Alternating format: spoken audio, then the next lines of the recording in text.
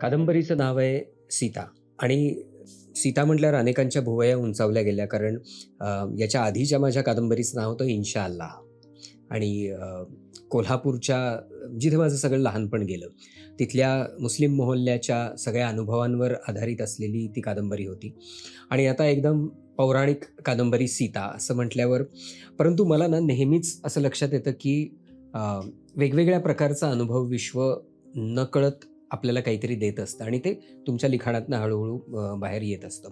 तशाच पद्धतीचं सीता या पुस्तकाबद्दल झालं, कादंबरीबद्दल झालं.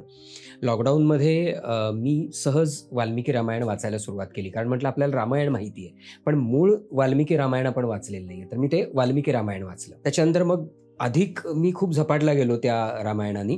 मग मी तुलसी रामायण वाचलं, मग मी अध्यात्म रामायण वाचलं, मग मी वसिष्ठ रामायण वाचलं. अशा पद्धतीने एक काळ असा आला की मी अगदी रामायणमय होऊन गेलो आणि ते वाचताना म्हणजे अर्थातच राम हे एक प्रचंड मोठं व्यक्तिमत्व, पण मला असं लक्षात यायला लागलं की यातले सीतेचं व्यक्तिमत्व पण फार विलक्षण आहे आणि आत्तापर्यंत आपल्यापर्यंत आलेली सीता, विशेषतः 70च्या दशकानंतर आपल्यापर्यंत आलेली सीता ही अत्यंत बिचारी आणि अबला किंवा तिच्यावर अन्याय झाला आहे अशी. आणि माझ्या असं लक्षात यायला लागलं की मूळ या सगळ्यामध्ये सीता काहीतरी वेगळी आहे. याचं कारण असं की तिला जनकांनी प्रशिक्षण दिलेलं आहे, अगदी राजनीतीचं प्रशिक्षणही दिलेलं आहे. ती कणखर आहे, ती ज्ञानसंपन्न आहे आणि मग लक्षात यायला लागलं की तिचे जे सगळे डिसिजन्स, निर्णय तिने घेतलेले आहेत ते स्वतः घेतलेले आहेत. म्हणजे वनवासाला जायचं हे रामाला सांगितलं गेलं होतं, सीतेला नव्हतं, पण तिने निर्णय घेतला की मी सुद्धा बरोबर जाणार. किंवा ते लक्ष्मण रेषा ओलांडण्याच्या वेळेला की मी आलेल्या तपस्व्याला त्याचा आदर करेन काही झालं तरी, असे अनेक निर्णय मला दिसायला लागले. आणि मग माझ्या असं लक्षात आलं की रामायणाला आपण नेहमी असं म्हणतो की हे फार सरळ आहे, म्हणजे ब्लॅक अँड व्हाईट आहे. महाभारत हे खूप कॉम्प्लिकेटेड आहे किंवा ते खूप त्याच्यात कॉम्प्लेक्सिटी आहे असं आपण म्हणतो. पण रामायण पण इतकं सोपं नाही आहे. ती दोन संस्कृतींची लढाई आहे, दोन विचारांची लढाई आहे आणि मग या विचारांच्या लढाईत सीता कुठे आहे, तिचं योगदान नेमकं काय आहे याचा मी विचार करायला लागलो आणि तिथून ती कादंबरी मला सुचत गेली.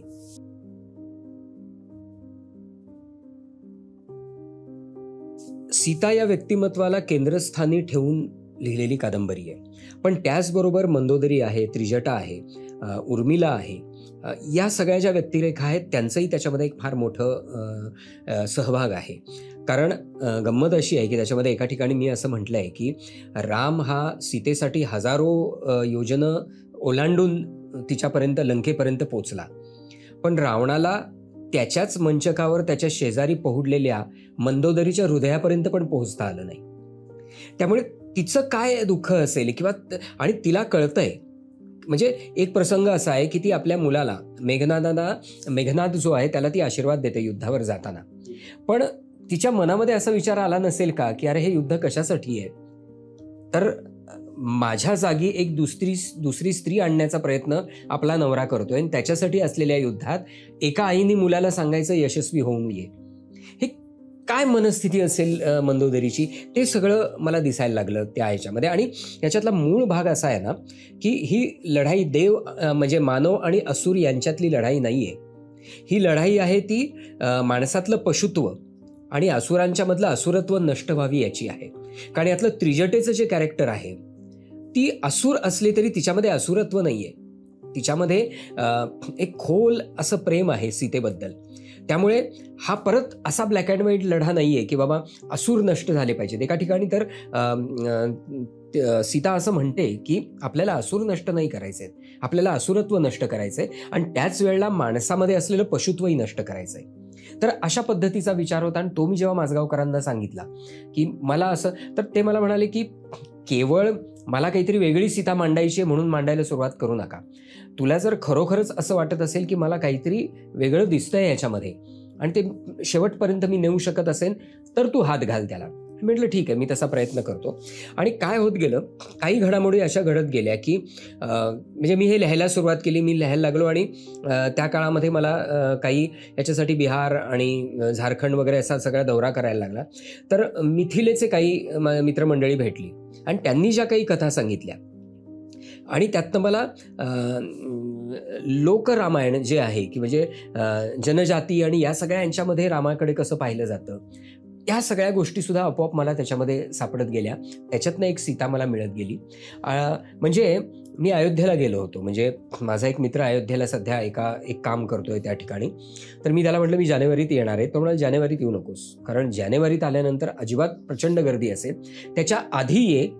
आणि मी आधी गेलो आणि सकाळी 6:30च्या आरतीला मला जवळ-जवळ 40 ते 45 मिनिटं मूर्तीसमोर बसायला मिळालं. आणि तिथे सगळं बसत असताना ते सगळं वातावरण, सगळं मनामध्ये जे काही माझ्यामध्ये येत गेलं, त्यातनं मला तो सगळा काळ, ती सगळी सृष्टी दिसायला लागली. तिथे जानकी महल नावाचा एक प्रासाद आहे. तो कैकेयीने जानकीला भेट दिला होता की राम वनवासाला जाईल तेव्हा तू इथे राहायचं. ह्या सगळ्या ज्या गोष्टी आहेत, या सगळ्या गोष्टी तिथे मला मिळत गेल्या. अशा पद्धतीने पूरक गोष्टी घडत गेल्या आणि माझ्याकडनं ती कादंबरी मग मी लिहायला सुरुवात केली आणि ती तडीला गेली. भारतामध्ये म्हणजे शेकडो रामायणं आहेत. म्हणजे आणि रामावरती लिहिलेलं, म्हणजे आता मैथिली शरण गुप्तांचं साकेत असेल, ग. माडगुळकरांचं गीत रामायण असेल, ह्या सगळ्या गोष्टी लहानपणी मी 10 दिवस मोरारी बापू हरियाणी यांची रामकथा जी आहे ती संध्याकाळभर बसून ऐकलेली आहे. तिचा माझ्यावरती परिणाम होता. आणि कसं आहे की एकतर हजारो वर्षापूर्वी लिहिलेलं हे सगळं साहित्य आहे. त्याच्यानंतर त्याच्यात भर लोकांनी घातली. मौखिक परंपरेतनं ते सगळं येत असल्यामुळे एकाने दुसऱ्याकडे सांगत असताना ते अधिक इंटरेस्टिंग करायचा प्रयत्न केला. आणि तो करत असताना काही बदल झाले, काही त्या वेळच्या जाणीवा त्यांनी त्याच्यामध्ये घालायचा प्रयत्न केला. म्हणजे एक अशी छान गोष्ट मला कळली, फार इंटरेस्टिंग, की रावणाचा वध झाला, सगळं छान रामराज्य सुरू झालं. आणि एक दिवस म्हणे कैकेयी सीतेकडे गेली आणि ती सीतेला म्हणाली की रावण कसा दिसत होता? ती म्हणे, "मी रावणाचा चेहरा पाहिलाच नाही, कारण आपण परपुरुषाकडे पाहत नाही. मी केवळ त्याच्या अंगठ्याकडे पाहिलं." "नाही, तू अंगठा इमॅजिन करून दाखव ना काढून रावण कसा होता," असं म्हणून ती कनपटीला बसली. मग शेवटी सीतेने एक रावणाचं चित्र काढलं आणि तिला दिलं. ते चित्र घेऊन ती रामाकडे गेली आणि म्हणे, "बघ, हिच्या मनात अजूनही राम आहे." आणि मग रामाने तिला वनवासाला पाठवलं. आता अशी एक कथा आपल्याला दिसते की जे मूळ उत्तरकांड जे आहे ते मुळात वाल्मिकी रामायणाचा भागच नाहीये. त्याच्यामुळे वनवास वगैरे हे सगळं प्रक्षिप्त आहे, ते नंतर घुसडलं गेलेलं आहे, ते मुळात नाहीये. पण लोकांनी हे कसं त्याच्यामध्ये काही भर घातली आणि ते सगळं पूर्ण केलं, याचं कारण असं, महाकाव्याची ताकदच ही असते की ते एकदा लिहून झाल्यानंतर ते लोकांचं होतं. आणि हाच कॉन्फ्लिक्ट मी कादंबरीमध्ये मांडलेला आहे की महर्षी वाल्मिकींना नारद आणि वाल्मिकी या दोघांच्या मधला सतत संवाद चाललेला असतो. आणि ह्यांनी लेखनाची प्रक्रिया काय आहे रामायणाची हे जाणून घेण्याचा मी प्रयत्न केलेला आहे. आणि काळ आणि स्पेस, म्हणजे टाईम आणि स्पेस ओलांडून आपल्यापर्यंत आलेलं जे रामायण आहे ते वेगवेगळ्या लोकांनी आपली मतं, आपलं सगळं त्याच्यामध्ये हे करून ही गंगा आत्तापर्यंत आपल्यापर्यंत आणलेली आहे. हो, कादंबरीमध्ये म्हणजे आमच्या कोल्हापूरचे एक संजय शेलार म्हणून चित्रकार आहेत, उत्कृष्ट चित्रकार आहेत. त्यांनी कादंबरीमध्ये काही चित्र हे केलेली आहेत की म्हणजे माझगावकरांचं असं म्हणणं होतं की या कादंबरीमध्ये लोकांना परिचित अशी ती चित्र दिसली तर ते एक कनेक्ट होईल आणि त्या प्रसंगांचा. तर काही महत्त्वाच्या प्रसंगांची चित्र त्याच्यामध्ये आहेत. म्हणजे रामसेतूचं चित्र आहे, त्याच्यानंतर मारुती हे घेऊन येतोय. आणि एक फार अत्यंत इंटरेस्टिंग माझं सगळ्यात लाडकं चित्र असं आहे की वाल्मिकी लिहित आहेत आणि त्यांनी जी सृष्टी उभी केली आहे ती सगळी त्याच्या पाठीमागे आहे आणि ते रामायण लिहितात. असं एक सुंदर चित्र संजय शेलारांनी त्याच्यामध्ये दिलेलं आहे. राम, लक्ष्मण, सीता, भरत, शत्रुघ्न ही सगळी सृष्टी त्यांची पाठीशी उभी आहे आणि ते लिहित आहेत. आणि त्याच्यामध्ये वाल्मिकींना जो कुठल्याही लेखकाला पडतो प्रश्न रचना प्रक्रियेमध्ये की आपण आपलं काही त्या कॅरेक्टरवर लादतोय का त्या कॅरेक्टरला आपण त्याच्या कक्षेमध्ये फिरू देतोय, हा प्रत्येक लेखकाला पडणारा जो प्रश्न आहे ना, तो प्रश्न वाल्मिकींना सुद्धा त्याच्यामध्ये पडलेला आहे. आणि त्या फ्लोमध्ये ते सगळं पुढे जातं रामायण.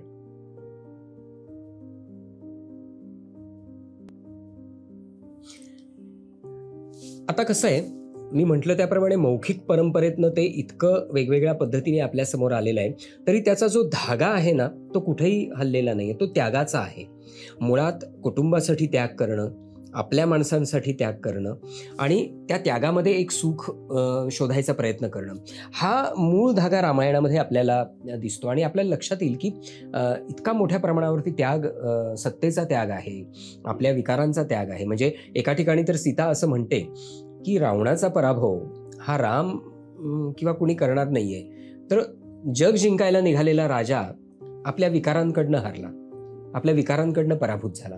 तर हा जो सगळा जो मूळ धागा आहे ना, तो मूळ धागा कुणीही सोडलेला नाहीये. ज्यांनी ज्यांनी त्याच्यामध्ये नवीन काही गोष्टी तयार केल्या किंवा वेगळ्या पद्धतीने मांडल्या, तरी रामायणाची या महाकाव्याची ताकद अशी आहे की तो मूळ धागा सुटला नाही. त्यामुळे मीही तो मूळ धागा सुटू दिलेला नाहीये याच्यामध्ये. तोच नेमका शोधाचा भाग होता.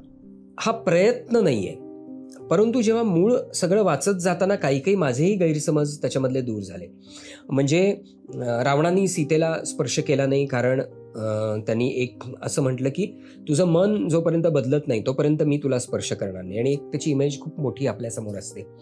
पण मुळामध्ये जर आपण पाहायला गेलं तर रावणाला शाप होता की तो जर परस्त्रीला तिच्या इच्छेविरुद्ध स्पर्श म्हणजे तिच्याबरोबर संग करेल तर त्याचा मृत्यू होईल. पुंजिकस्थला नावाच्या एका अप्सरेने त्याला शाप दिला होता. आता ही गोष्ट जी आहे ही आपल्यापर्यंत फारशी आलेली नाही आहे, विशेषतः 70च्या दशकानंतर. तर ती गोष्ट त्याच्यामध्ये अशा पद्धतीच्या वेगवेगळ्या गोष्टी त्याच्यामध्ये आलेल्या आहेत. आणि याच्यामध्ये एक वेगळा असा प्रयोग मी त्या ठिकाणी केला आहे की ही 2 इकोसिस्टीमची सुद्धा लढाई आहे. आपण इकोसिस्टीम हा एक शब्द वापरतो, ती प्रत्येक काळात होती, ती प्रत्येक राजाच्या बरोबर होती, ती प्रत्येक संघर्षामध्ये होती, आणि तो त्या 2 इकोसिस्टीमचा सुद्धा लढा आहे. असा एक अशा एक वेगवेगळ्या पातळ्यांमध्ये. आणि म्हणून अरुणा ढेरेंनी एक फार चांगला शब्द त्या ठिकाणी वापरला आहे की संघर्षाच्या महाअर्थापर्यंत ही कादंबरी जाते. ही ती लढाई आहे की हा संघर्षाचा महाअर्थ जो आहे केवळ लढाईपुरता 2 राजांपुरता तो नाहीये, तर 2 इकोसिस्टीमची, 2 संस्कृतींची, 2 विचारांची लढाई, तिथपर्यंत तो जातो.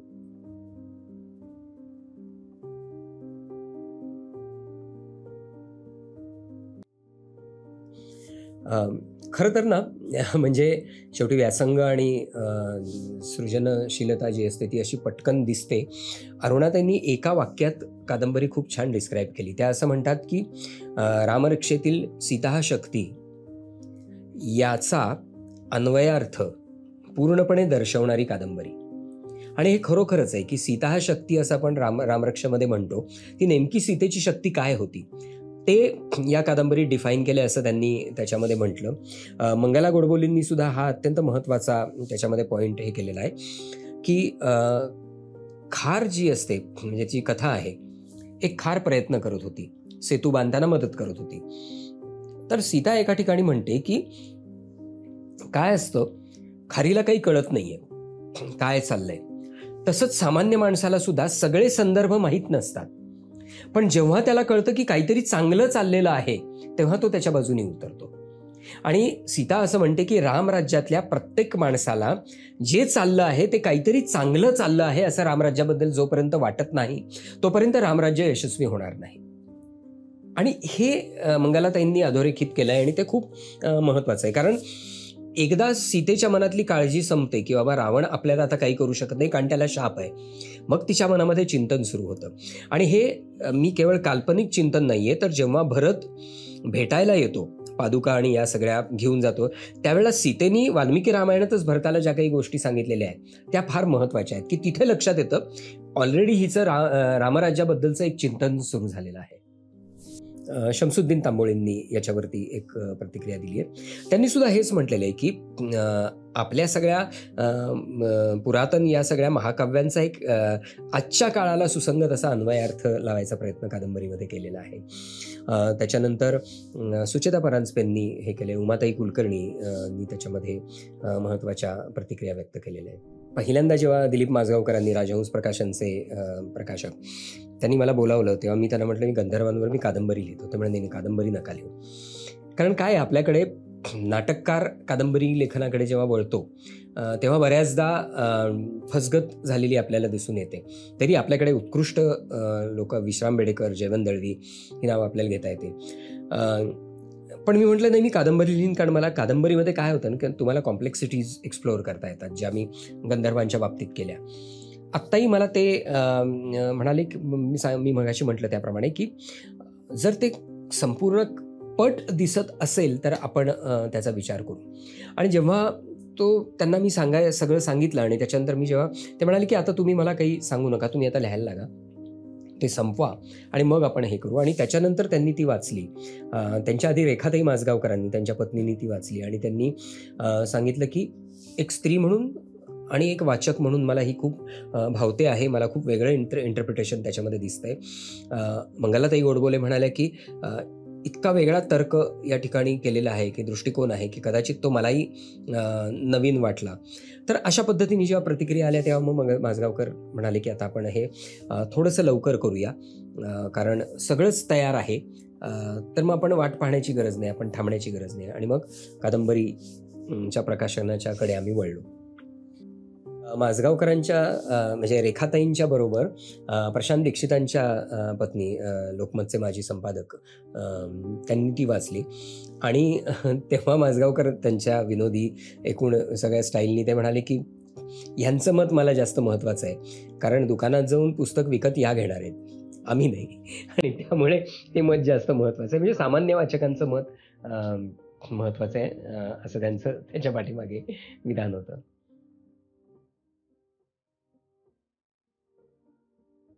सगळ्यात पहिली गोष्ट अशी की मी अशा पद्धतीचं नाटक किंवा सिनेमा करणारा माणूस आहे की जे प्रेक्षकाभिमुख आहे. मला प्रेक्षकांचा विचार करण्यामध्ये मला तो आनंद वाटतो, कारण मी प्रेक्षकांशी बोलत असतो. कादंबरीच्या माध्यमातून निश्चितच मला असं वाटतं की एक चांगली कादंबरी वाचल्याचं समाधान मिळेल. म्हणजे आत्ताच म्हणजे 2-3 फोन आले होते की कादंबरी हातात पडल्या पडल्या वाचकांनी हे केल्याचं, तर काहींनी सलग ती कादंबरी वाचून काढली. त्यामुळे पहिला आनंद मला असा विश्वास आहे की एक चांगली कादंबरी वाचल्याचा एक जो आनंद आहे तो मिळेल. त्याच्याच बरोबर मला असं वाटतं ना की हा जो विचार आहे त्याच्या पाठीमागे, रामराज्याचा जो विचार आहे, हा विचार पुन्हा एकदा एस्टॅब्लिश मनामध्ये व्हायला लागेल आणि आपल्या मुळांकडे जाण्यासाठी ही कादंबरी खूप मदत करेल असं मला वाटतं.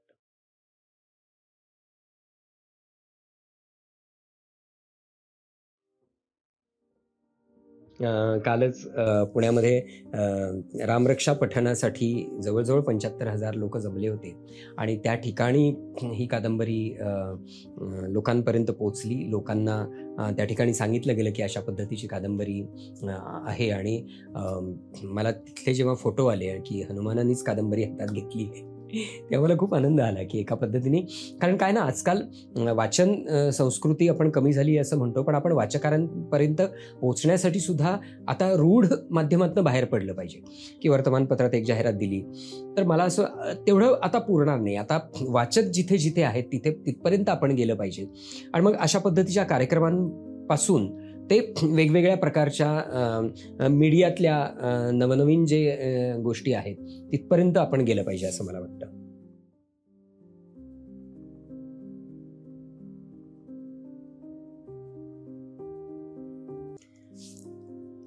मुळात नवीन पिढीला रामायण जे माहीत आहे ते रामानंद सागराणी यांच्या टेलिव्हिजनमधनं.